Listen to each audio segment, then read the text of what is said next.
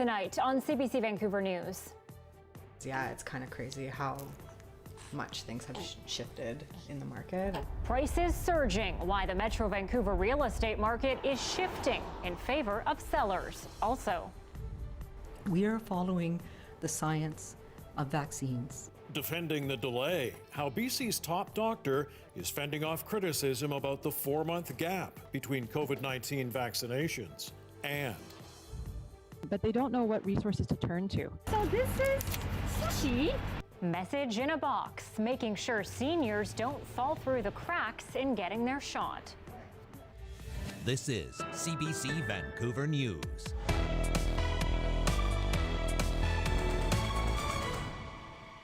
good evening and thanks for joining us tonight. Well, talk about red hot.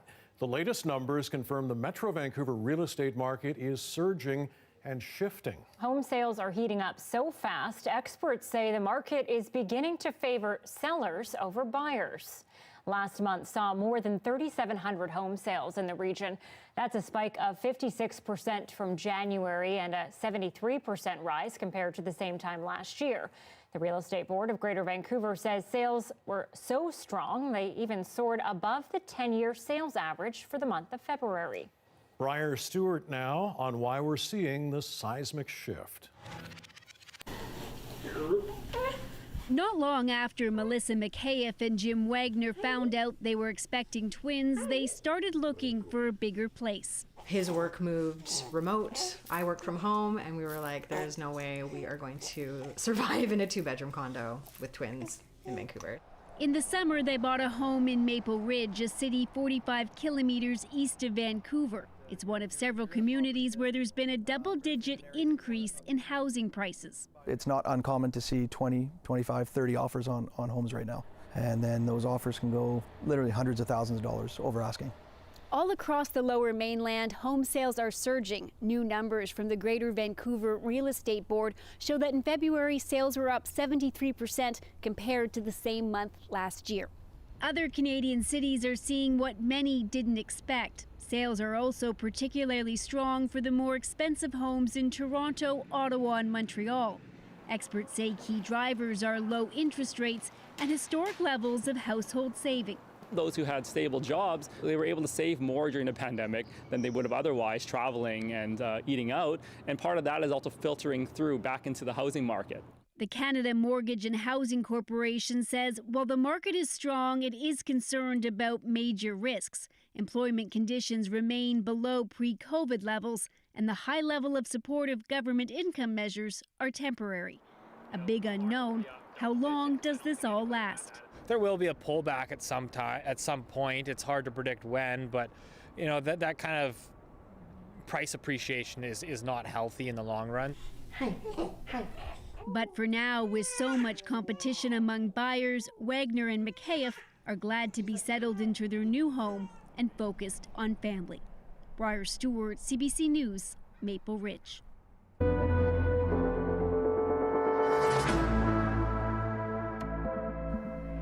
BC's provincial health officer was on the defensive today, explaining her reasoning for widening the window between doses of the COVID-19 vaccine. Tanya Fletcher joins us live with the latest. Tanya, criticism has been mounting ever since she announced that surprise decision yesterday. How is she responding today?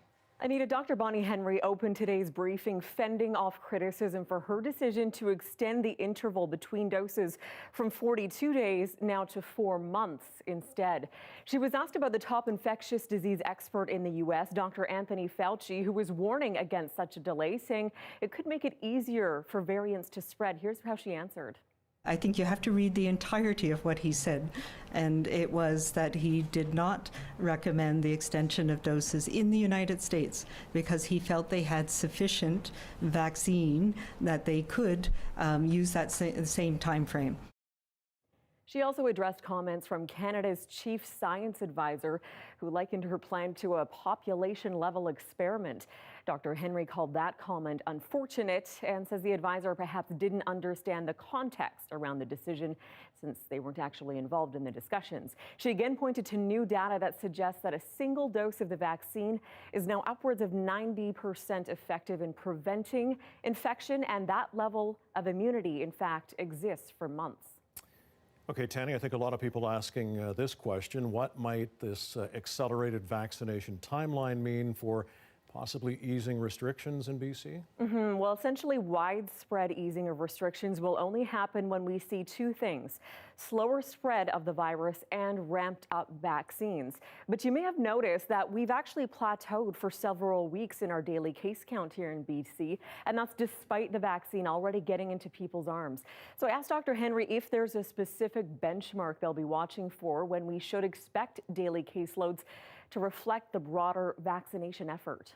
If we're able to even hold our line or keep it, preferably decrease it, hit some of those hot spots, by the time we get to even early April, we may see some limited ability to increase interactions. But I really think that we're looking at the summer.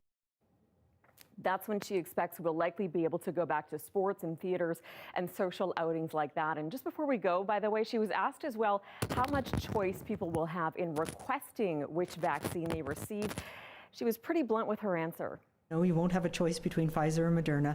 You'll take the one that's there in front of you, and I encourage everybody to take the one that's there in front of you. So let that serve as a warning to all you vaccine shoppers out there. Anita, Mike? All right, very good. Tanya Fletcher reporting live tonight. Thanks. And to the latest numbers, another 2 people have died from COVID-19 in BC, with 438 new cases being confirmed today. The total is now at more than 81,300. Active cases now at their highest since January 13th. 243 people are in hospital with COVID-19. Of those patients, 63 are in critical or intensive care. And as BC moves on to phase 2 of its COVID-19 vaccination plan, seniors over 80 are asked to use a call-in system to schedule appointments. But as Tina Lovegreen reports, there are concerns some seniors will fall through the cracks with limited access to technology and language barriers. Every Tuesday, these volunteers drop off bento boxes to Japanese seniors. So this is sushi. And this is special sushi we eat for Girls' Day in Japan because it's March 3rd tomorrow and it's a Girls' Day in Japan. It's a way to serve nutritious meals while keeping connected to tradition. And today it also includes information about how they can book their COVID-19 vaccine appointment. Finally, we got the news, and we also got the handout from the health authority, which is great. However, it's in English. So we forwarded to our volunteers to start translating it. Nonprofits like this have stepped up to help get the information out about how seniors can call in to book their appointment. If they speak English, I don't think it's a problem, as long as we let them know this is the week they can call and this is the number to call. However, for the Japanese-speaking seniors, it's a bit daunting. Okay, thanks. The worry is, with the lack of social gatherings and religious places closed, the language barriers could mean some seniors will fall through the cracks. Yesterday, I had 5 different families who were all multi-ethnic, and each of them had the question for me of where do I look, because I have not heard, but they don't know what resources to turn to. So they understandably are turning to their doctors. Vancouver Coastal Health has translated pamphlets into multiple languages, and the call centers are available in Cantonese and Mandarin, with more languages to come. At the actual vaccination clinics, we also will have the ability to have interpreters available as well. We are hopeful that people will have their neighbors in mind, people that are in their lives who are seniors. They will make an effort to support them and help them to make those calls. Something this group of volunteers is gearing up to do alongside getting the information out. Tina Lovegreen, CBC News, Burnaby. And CBC is taking your questions about vaccines and the province's rollout plan straight to provincial officials. We're hosting a virtual town hall March 10th. Dr. Bonnie Henry, Adrian Dix, and other experts and officials will be on hand to answer your questions live. Our Shot will air on TV, on CBC Gem, online, and on CBC Radio, and is hosted by Stephen Quinn and me. Find the details at cbc.ca/ourshot and send your questions to bcasks@cbc.ca. Well, nearly 5 months after Ottawa promised more financial help to small businesses struggling during the pandemic, some are still waiting to have their applications approved. The problem involves the expansion of the Canada Emergency Business Account Program, or CEBA. Catherine Cullen spoke with the owner of a small business in West Kelowna. So welcome to the Forest of Bras. As you can probably tell, we carry a size range. Angela O'Brien has been doing everything she can to keep her business going. In May, she made this video. We have incredible cleanliness standards. And when she learned the government was backing more interest-free loans, she leapt at the opportunity. But 3 months after applying, she's still waiting. I was told to wait till the end of January, then wait till the end of February. Everybody was pointing fingers at everybody else. Nobody seemed to have any information. The offer of help stretches back to October. We are expanding the Canada Emergency Business Account, or CEBA. Another $20,000 in interest-free government-backed bank loans for small businesses on top of the $40,000 offered earlier in the year. It is for businesses that, through no fault of their own, cannot operate at full capacity. It took 2 months more to open up applications, and now, 3 months after that, many are still waiting on the money. Probably somewhere in the vicinity of 60 to 80,000 businesses that are affected. Some 470,000 have gotten the expansion loan, but officials won't say how many are still waiting. There's a real desperate need for this money. There's also the somewhat murky issue of what the actual problem is. But according to Export Development Canada, which administers CEBA, we are working diligently to finalize the new process so these applicants can attempt to remedy their application as quickly as possible. Hopefully in weeks, not months, an official said. O'Brien says she can wait a bit longer. We're reasonably confident we can muscle through, and that, yeah, I'm going to pay a lot of extra interest on other debt, but I feel we'll be okay. But she says she worries about other businesses that won't make it. Catherine Cullen, CBC News, Ottawa.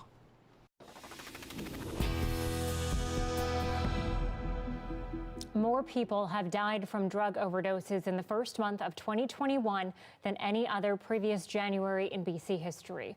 There were 165 deaths in January. This is a 104% increase from the number of deaths in the same month last year. It equates to 5 deaths a day. Minister of Mental Health and Addictions, Sheila Malcolmson, attributes the uptick to toxic supplies as well as people using drugs in quarantine isolation. When people use toxic drugs alone, they die alone, and that is happening more and more through the pandemic. Malcolmson says the BC government is working to enhance the safety supply program, as well as increasing the number of youth treatment beds in recovery centres.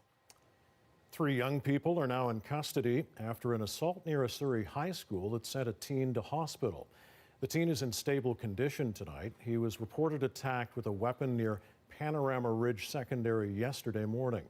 Police say it appears to be part of a dispute among the youths and not linked to any gang activity. All 3 suspects were scheduled to appear in court today.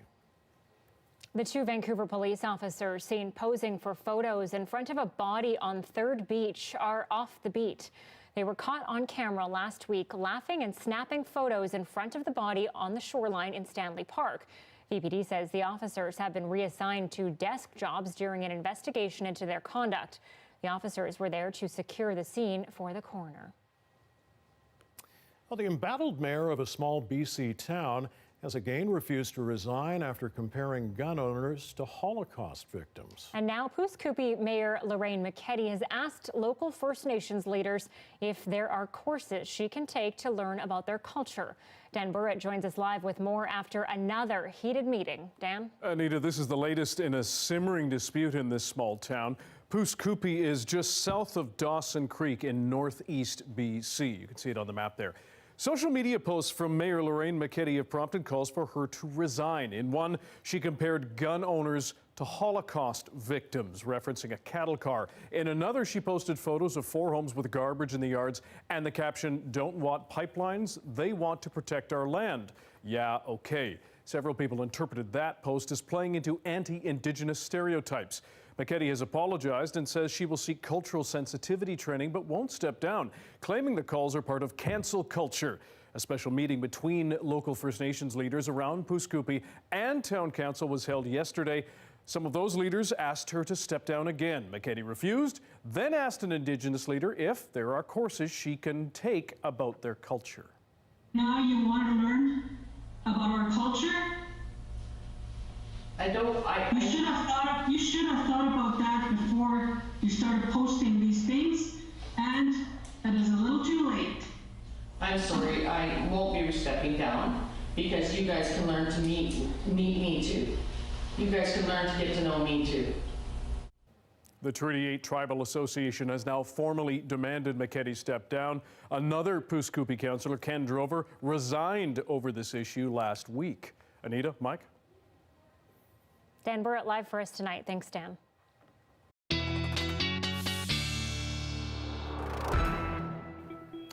Okay, time for our first check of the forecast now. Nick Czernkovich joins us.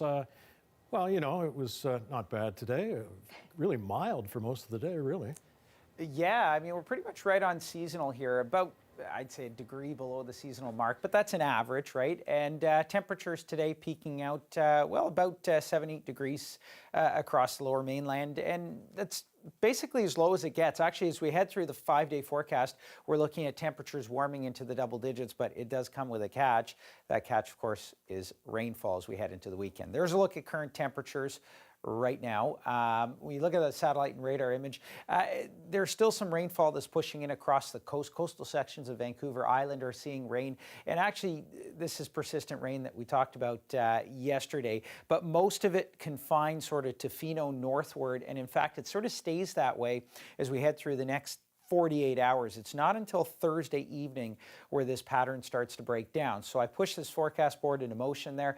Rainfall continuing on the coast, some snow through the higher elevations. As we move through Thursday evening, though, that's when we're looking at rainfall moving in across the greater Vancouver area.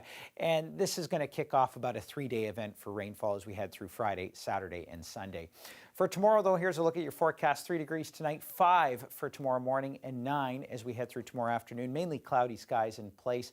And then, of course, the rainfall. We'll have your full forecast coming up in just a bit. Okay, Nick, thanks very much. Talk to you again shortly. Okay, from weather to sports, and a Richmond High School basketball star playing in the NCAA is pulling in more than accolades. Fardaz Aimaq holds the top spot as the league's #1 rebounder. Fardaz Aimaq going to try and go 1v1 against O'Cherry. Beautiful move. It gets the roll with the left hand. Yes, he does. That's him with the bucket. The 6'11" center averages 15.4 rebounds a game, a stat that has him on course to break a 42-year-old division record. Aimaq racked up MVP honors as a player for Steveston London Secondary and with the Sharks, who won 2 city titles. He now plays for the Division I Utah Valley Wolverines. This is awesome. You see a lot of basketball players out of Ontario, Toronto, doing really well in the NCAA and NBA. Not as many from BC, so this is great. Well, maybe a journey to him, for him to the NBA. We shall see. For sure.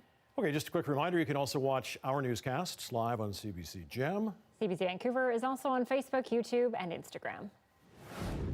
Well, for years they were considered classics, but some of Dr. Seuss's most famous works are now being pulled from shelves for containing damaging racial stereotypes. How relevant should his stories still be? That's just ahead.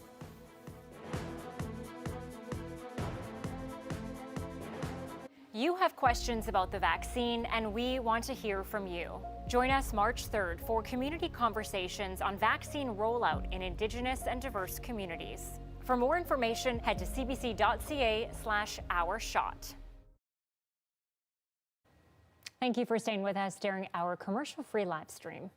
Well, the pandemic has forced students to embrace new methods of learning, and that includes four-legged pupils. The two main Canadian guide dog training groups are preparing their pups for life on the other side of COVID-19. But as Stu Mills reports, finding noisy or crowded environments to get them ready hasn't always been easy over the past year. Class is in session at the Canadian Centre for Guide Dogs. In fact, it never really stopped. Oh, good girlie. Well done. Yay! But how these guide dogs are trained has changed a lot. Trainer Ian Hadlam is letting 2-year-old Dahlia lead him around this fake construction site. Over the past year, when the pandemic has made the streets off-limit, Hadlam and other canine students like Fawn have improvised. Find the button. Hop up, find the button. Yes, good girl. COVID lockdowns have forced trainers to think of creative ways to prepare the pooches for a world where traveling, shopping, and dining are possible. All of that we want to expose them to as much as we can safely so that they think it's just a normal part of life and it doesn't throw them for a loop when they're guiding through it. So, dogs have taken field trips here to the unusually quiet Ottawa airport. They've worked on escalators, etiquette, and outside, how to keep an eye open for crosswalks. The Canadian National Institute for the Blind runs another guide dog training centre. President Diane Bergeron says most of their puppies come from outside Canada, but they've been blocked by closed borders. Well, you know, we say it rains cats and dogs, but it actually doesn't. I can't produce a dog suddenly that is at the exact right age to train, nor can I just take a dog from a rescue organization and train it to be a guide dog. Bergeron says the biggest challenge has been exposing young dogs to crowds, like on a jammed subway platform at rush hour or a day at a festival. That's one piece that worries me as a guide dog handler myself. I'm a little bit worried that when our dogs get into those situations moving forward, they're not going to have enough of that training. Bergeron says if need be, the animals will get some extra lessons. But both guide dog agencies say even though they'll have been trained in a pandemic, the dogs will be capable of figuring out the new normal whenever it arrives. Stu Mills, CBC News, Ottawa. Oh, that's good to see. For sure. Do you see them in your hood at all, training and what have you? Not at all. Are they in yours? Yes, they are. Ah. I saw one just yesterday. It's a good program.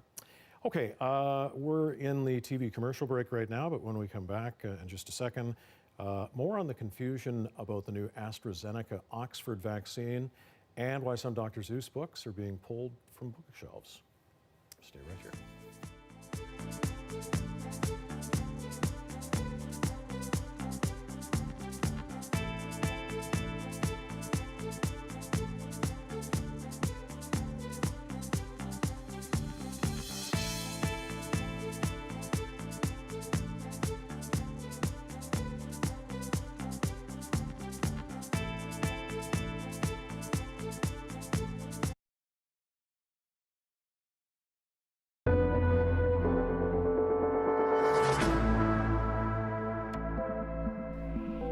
As of tomorrow, 3 different COVID-19 vaccines will be available in Canada. Hundreds of thousands of doses of the AstraZeneca vaccine are arriving in the coming weeks. And for provinces trying to ramp up, more options, more doses are vital. But with choice has come some confusion. David Cochran explains what that recommendation means now for all those Canadians waiting to roll up their sleeves.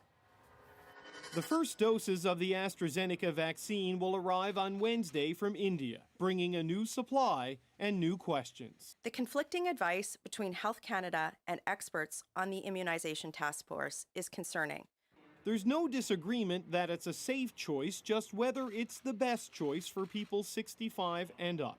Health Canada approved the vaccine for everyone over 18, but because of limited data on how effective it is for older people, the National Advisory Committee on Immunization currently recommends it only for people under 65, which is how several provinces plan to go. It has been shown to be effective for people under 65. The potential uses could be in younger, otherwise healthy people.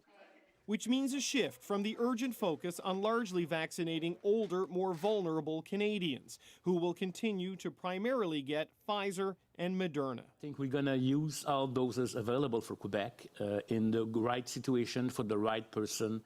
And who that right person is for AstraZeneca could change. There's growing data the vaccine is effective for people 65 and older.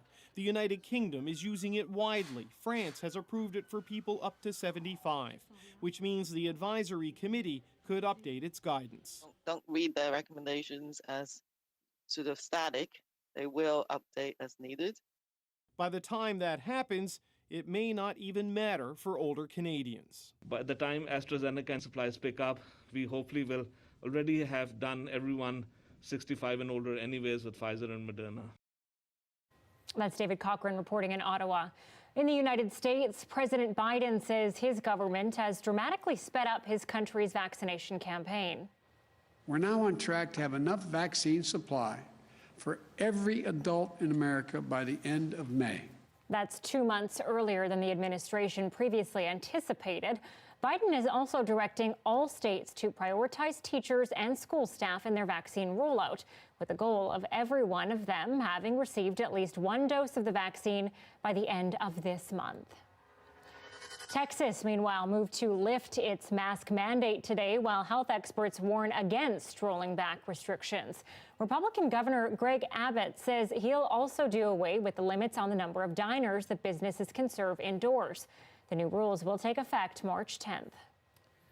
At least 13 people have died after an accident between a truck and an SUV on a California highway. Officials say the SUV would have legally been able to carry 8 or 9 passengers, but had 25 people inside. The accident also involved a tractor trailer full of gravel. It happened about 20 kilometers from the border with Mexico. Officials are now looking into whether the victims were farm workers and checking to see whether they had traveled across the border. Well, U.S. senators peppered the head of the FBI today with hard questions about how it was that rioters could ransack the Capitol in a bid to overturn the last election. As Katie Simpson explains, his message was stark. It was terrorism, and the threat is far from over. The deadly attack on the Capitol was an act of domestic terrorism, according to the head of the FBI, who delivered a blunt warning to lawmakers today. January 6th was not an isolated event. The problem of domestic terrorism has been metastasizing across the country for a long time now, and it's not going away anytime soon. Under questioning by senators about how his agency failed to thwart the attack, Christopher Wray said the FBI warned about the possibility of election-related violence. Why didn't you sound the alarm in some more visible and ringing way? Over the course of 2020, we repeatedly put out intelligence products on this very issue. Wray confirmed white supremacists and militia members are among the 300 people arrested so far. It's part of a much larger problem, he says. Domestic terror investigations have doubled since he became FBI director in 2017. Racially motivated violent extremism, specifically of the sort that advocates for the superiority of the white race, is a persistent, evolving threat. Some Republicans advocated for similar alarm about anti-racism activists involved in last summer's violent demonstrations.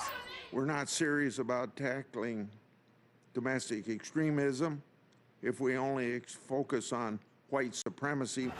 Trump allies have tried to link far-left activists to the Capitol attack in a conspiracy theory that Wray debunked. Based on your investigation so far, do you have any evidence that the Capitol attack was organized by, quote, fake Trump protesters? We have not seen evidence of that at this stage, certainly. Security here remains a real concern. Police are taking additional precautions as conspiracy theorists who support the former president may hold a rally this week. Katie Simpson, CBC News, Washington. Well, 6 books by Dr. Seuss are being removed from the market. Deanna Sumanak-Johnson explains how hurtful and wrong characters led to the tales being taken off bookstore shelves. Do you like green eggs and ham? I do not like them, Sam, I am. Between those catchy rhymes and whimsical drawings, have racially insensitive images been lurking among the pages of Dr. Seuss books? According to the late author's publisher, yes. As of today, 6 Seuss titles will no longer be published because of negative stereotypes of Asian and Black people. This professor and author says he doesn't have a problem with the decision. There are going to be those in the United States who cry cancel culture. And I wouldn't frame it in those terms. I would think of it more in terms of a product recall. You know, we have realized that there are things in these books which are damaging to the consumer, and so we are no longer going to publish them. From books to movies to 3D exhibits, almost 30 years after his death, Dr. Seuss's estate is one of the most profitable for a deceased artist. First of all, This children's author and educator agrees with the decision to stop publishing the 6 books, but hopes their contents are still examined by adults. I also, twofold, think that those books should be available for study, whether it be at a faculty of education or in like a children's literature program. They should be available for us to study, because we pull these things and we also have to avoid like the possibility of sweeping it under the rug like they didn't exist. Inside this, just how much of an effect on Seuss's overall popularity this move will have is uncertain, but there are signs some powerful players are shifting away from him. Today is Reading Across America Day, a day chosen for Seuss's birthday. It traditionally involved U.S. presidents invoking lines and imagery from Dr. Seuss books. It's like the Star Valley Sneeches, you know? In U.S. President Joe Biden's presidential proclamation about the day, there was no mention of the author. Deanna Sumanak-Johnson, CBC News, Toronto. A Metro Vancouver real estate market so hot, many see no hope of getting in. After the break, we sit down with some Vancouver renters reacting to the latest numbers.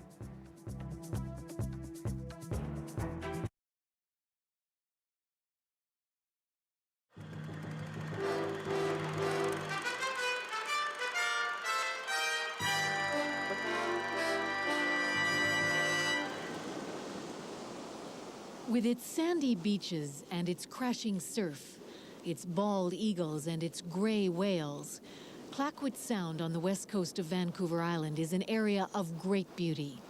But what makes it more, what makes it a battleground of interests, are the magnificent old-growth forests, trees that have never been cut, and the bald hillsides where they have been.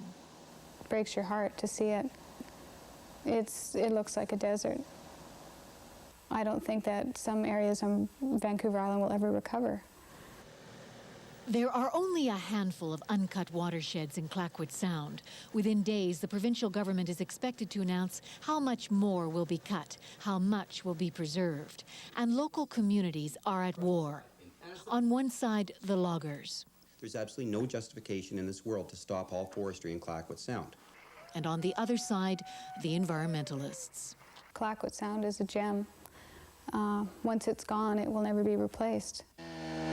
But this province was built on logging. Forest products are worth $11 billion a year. They generate every 5th job.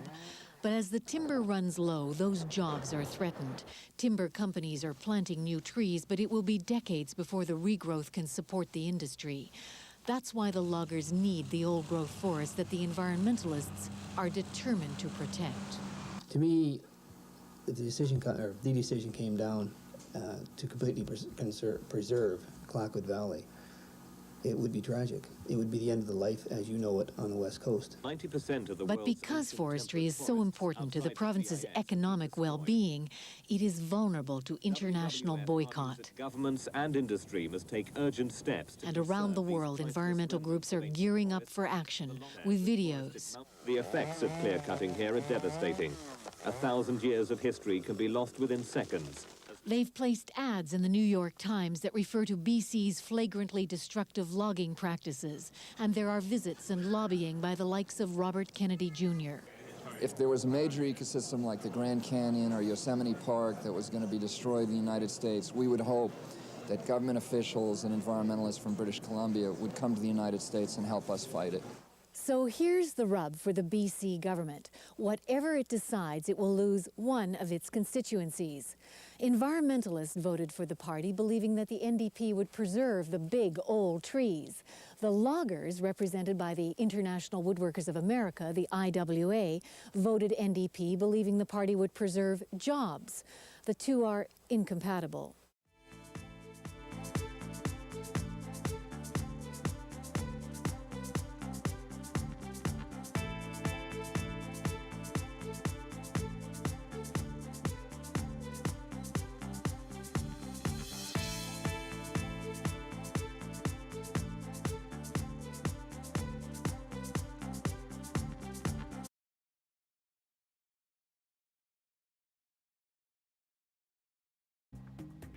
Some of the stories we're following tonight on CBC Vancouver News. We are following the science of vaccines. We have been following vaccine efficacy, and that's what we get from the clinical trials. Dr. Bonnie Henry is defending the province's decision to delay second doses of COVID-19 vaccines by 4 months. She says she is so confident in the plan that's based on science and data.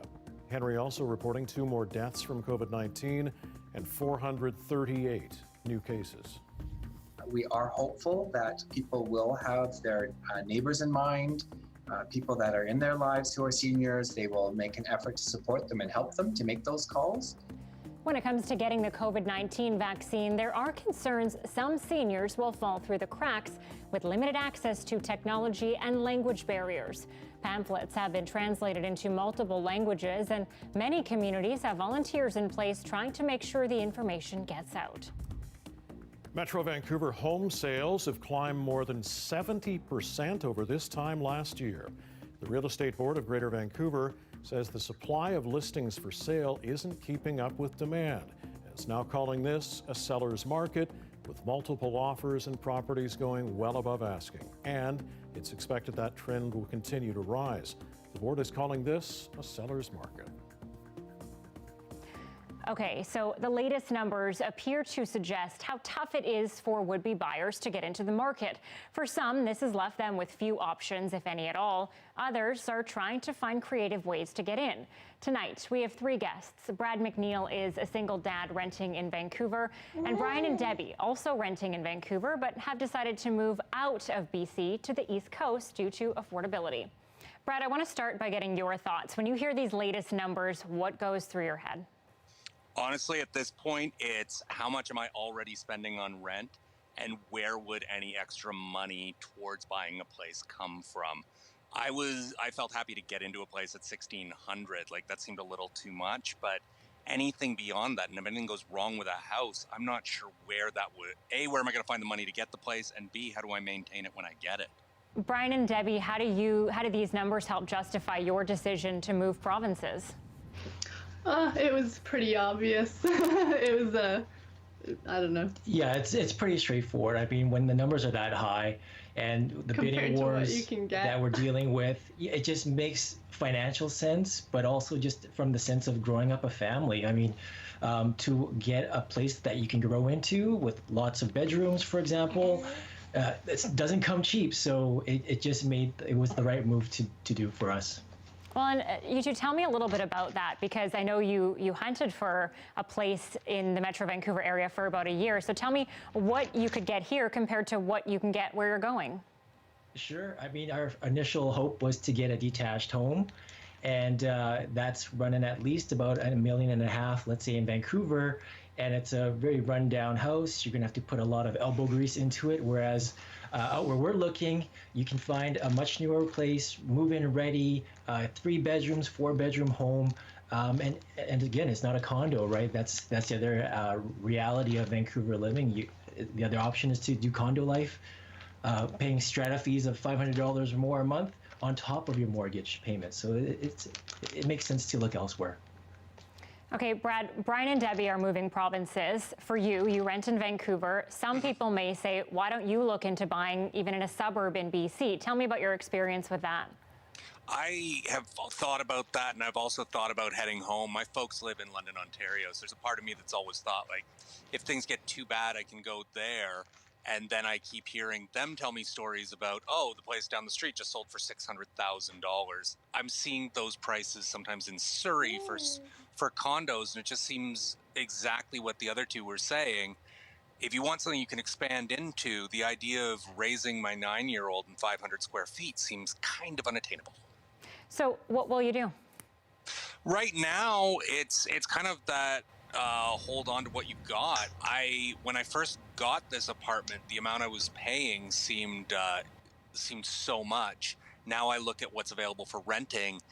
I'm gonna stick it out here as long as I can. It's also something that's funny as you get older. Like I have a child, so I can't just relocate to another neighborhood because we lose all the friends, we lose all that stuff. So right now I'm gonna hold tight, and I don't know.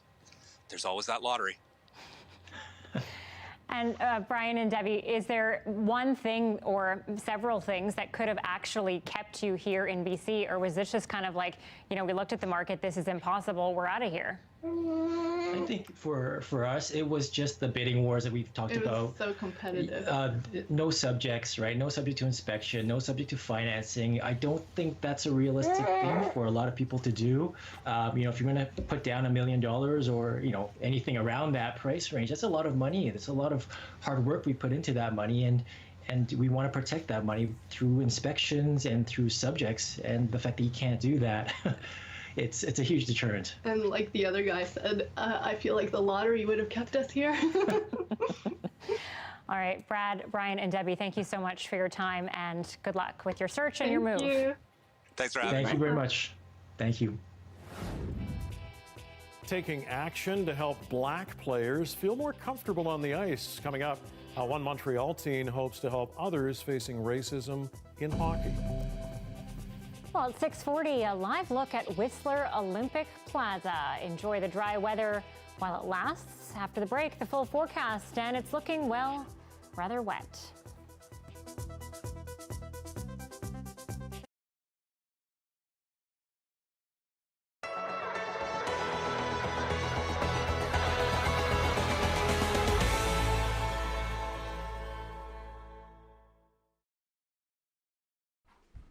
What has happened to Nova Scotia's film industry over the last decade could become its own movie. An industry that was business as usual until 2015. The government made changes to financial incentives that sparked a protest, hundreds strong. People left the province to find work, and studio spaces shuttered. But if 2015 was the cliffhanger at the end of the industry's second act, 2021 is undoubtedly its third. I mean, we've had amazing momentum in building our industry here over the past 5 years. You know, we've come a really long way. I would say the uptick is probably 100%. After so much doom and gloom, there's suddenly a boom of interest from major studios. Absolutely. I can say that we've heard from all of them. After the 2015 protests ended, the industry had to adapt to life under the new Production Incentive Fund, which replaced a traditional tax credit on labor. Many felt the new fund was a death knell and argued Nova Scotia couldn't compete with other provinces with better incentives and a bigger pool of personnel. There's a labor-based tax credit in Ontario. Ottawa had 22 movies of the week. 22. I think we had 3. Ottawa. I mean, which is wonderful for Ottawa, but you wonder about the opportunities that we missed. Screen Nova Scotia found itself in a kind of underdog story, punching above its weight in the ring with other provinces. But a big turning point was The Lighthouse, a film primarily shot in Yarmouth, critically acclaimed, commercially successful, and nominated for an Academy Award. There's the question of diversity, something many incoming U.S. productions want. The Halifax-shot legal drama Digstown that airs on the CBC starts shooting its 3rd season in April. The first 2 seasons were recently sold to the Fox network in the United States. Creator and producer Floyd Kane says he's already cast as many local actors of color as he can in those first 2 seasons. Now on a limited budget and managing quarantine protocols, he has to bring in racialized actors from Toronto and the United States. I feel like I want to have more Black people, more people of color working in our industry. I want to encourage that. That's extremely important to me. The acting piece of this is a huge challenge. Mark Tetro worked on last year's Spinster. He says while the big studios are attracted by the quarantine rules, they can also afford inconvenience and demand a lot of resources. In general, it's always like this. And when we are looking at a really, really, really busy 2021, like more so than we could have handled pre-2015. Really, you got to get in line, and there's no different. It's like this every year I've been creating independent content in Nova Scotia. You're always in line. With diversity a priority and a demand for people in front of and behind the camera, Nova Scotia is still working its way through this story's 3rd act. What happens after that may well need a sequel. For the CBC, I'm Karsten Knox in Halifax.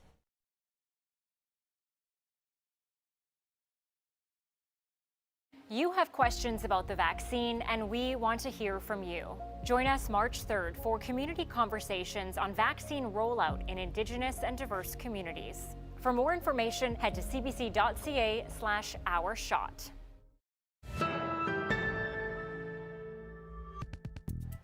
Well, there's been a lot of snow in Whitehorse this year, and it's keeping people busy. A lot of snow, yes. The city planned to spend more than $4 million on snow clearing this winter.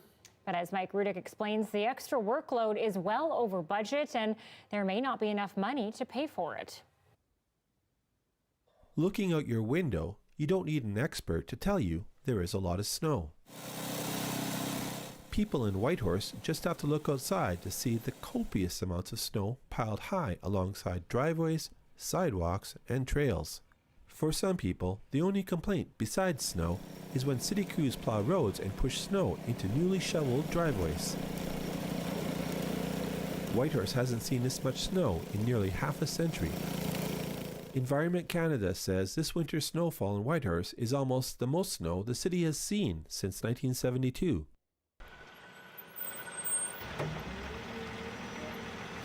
City crews are working all out to get rid of the snow and haul it away before spring melt. I can absolutely confirm that the push is on now, and that push is trying to work people as hard as we can and as many hours as we can without having injuries or breakdowns and equipment breakdowns and that kind of thing.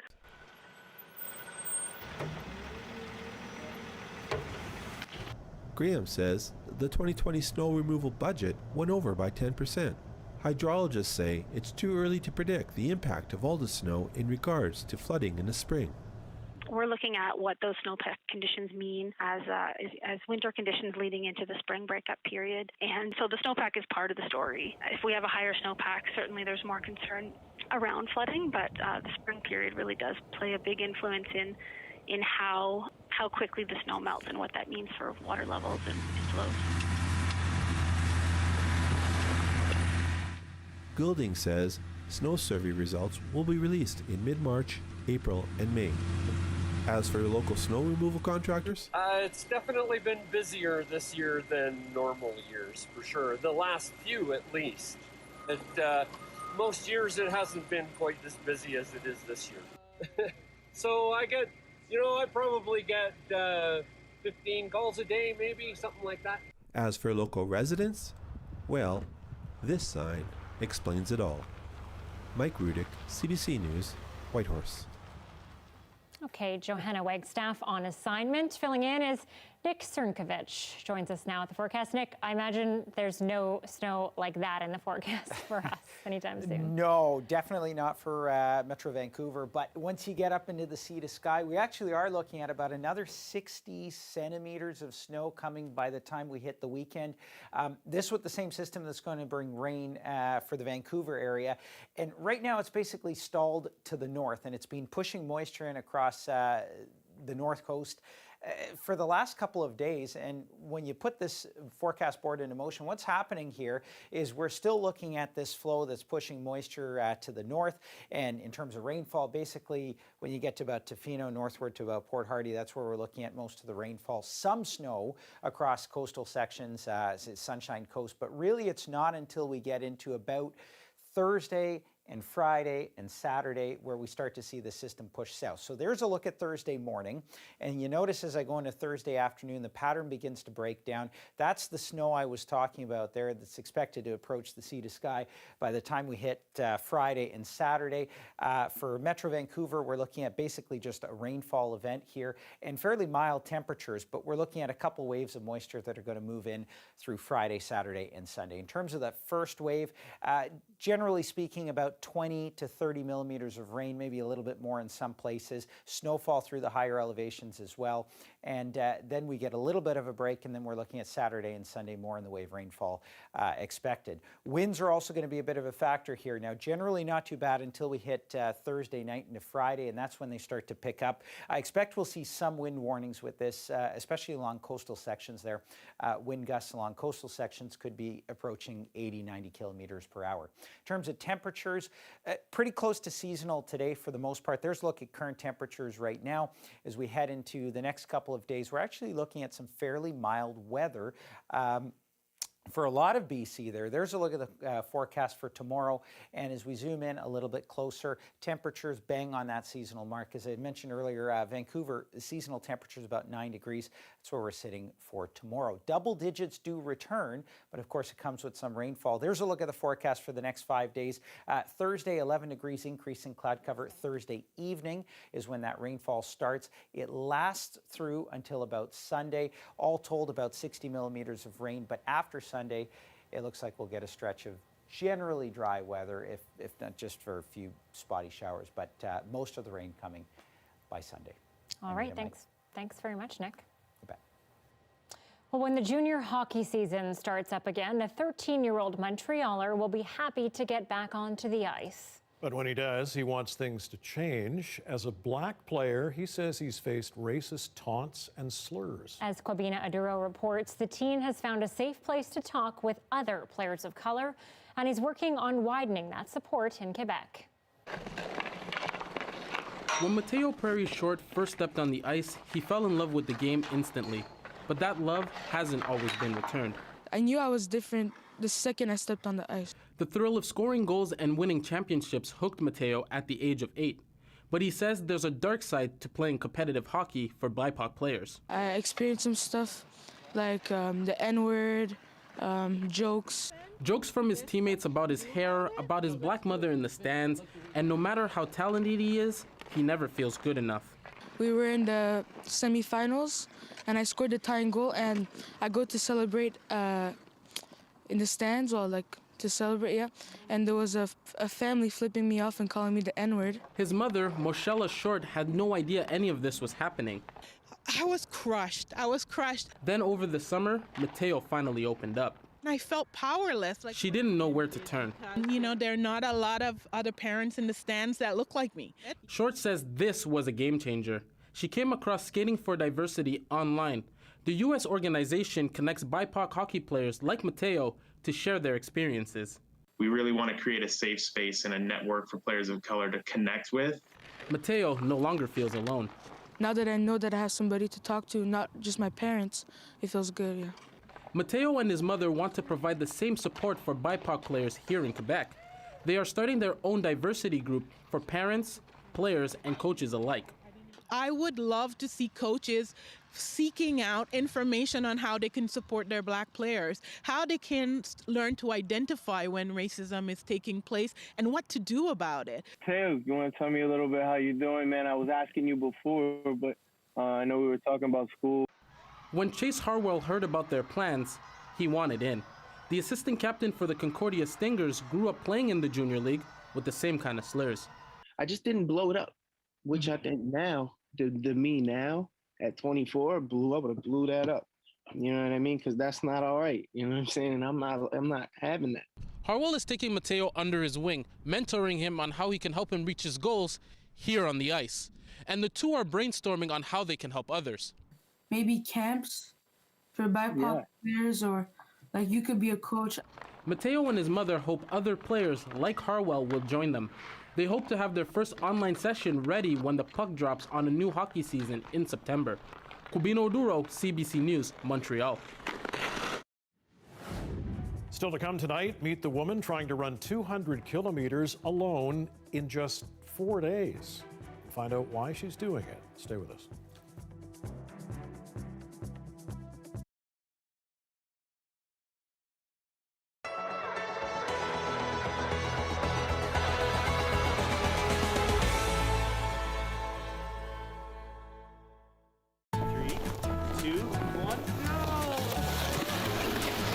initiative, we really try to promote parents and children coming outdoors and enjoy the beautiful weather of Manitoba, as you know.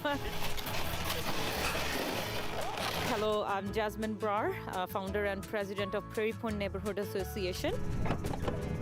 A few months ago, we heard about the wellness grant through City of Winnipeg, and we presented few ideas how we can take a part of it and we can promote well-being and mental health.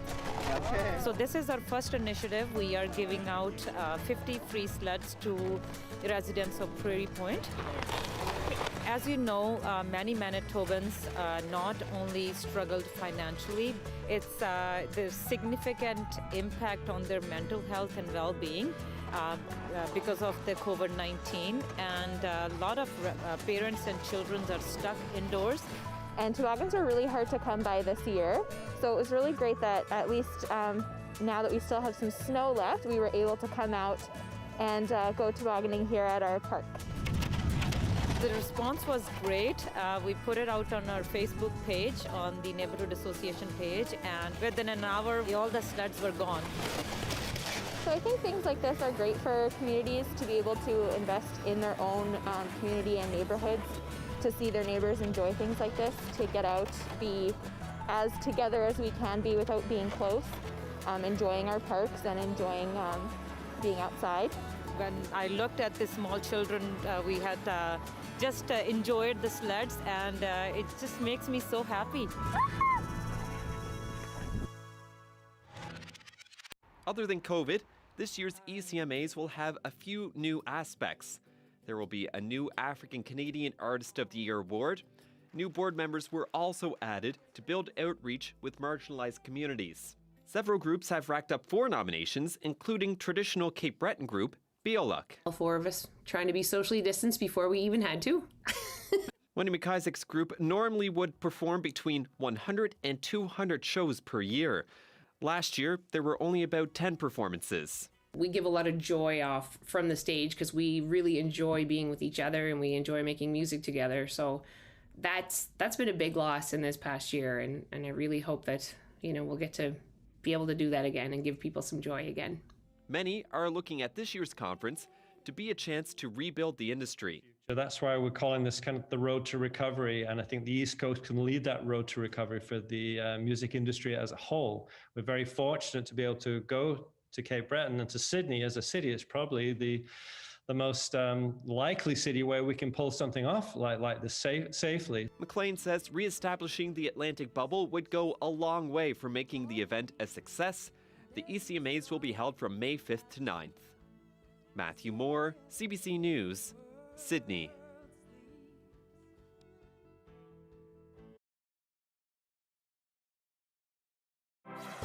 Hi, I'm Amy Bell, and here's what's in your CBC Vancouver inbox. Celebrate International Women's Day with Anita Bathe at BIV's virtual Influential Women in Business Awards luncheon. Get your tickets today at BIV.com. And do you have questions about the vaccine? Tune in to CBC TV and radio on March 10th at 7 p.m. for our town hall, Our Shot, Vaccinating BC. Get all the details at cbc.ca/ourshot.